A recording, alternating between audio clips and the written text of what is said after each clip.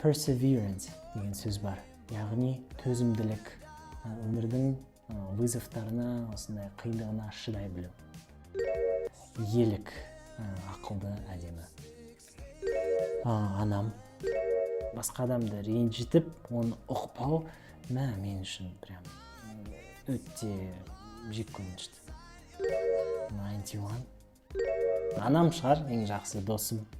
Әрқашанда менің жақсылығымды ойлайтын. Adore You, Harry Styles.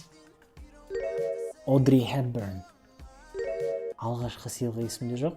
2 жыл бұрын анама оның телефонның памяти толып кетіп, жаңа телефон сыйладым, сол есте қалды. Гарри Поттер, әрине, сондай сүйіспеншілікпен оқыдым. Navy деген түс бар, ол яғни Deep Blue. Криштиану Роналду. Таңертең сәл салқын болып тұрады, бірақ аспан ашық, сондай қатты ұнайды. Бокс. Менің ұстазым Вадим, негізі үлгі тұтарлық болған. Wolf of Wall Street, Godfather, барлық Marvel фильмдері. Қандай қиын сұрақ, қазақ тілі менің ана тілім, қалай оны сүймеймін? Орыс тілі мен білім алған тіл, талай орыстың әдемі сөздерін білем. Ағылшын тілі маған әлемдік білім сыйлаған үшін көп тілді сүйемін.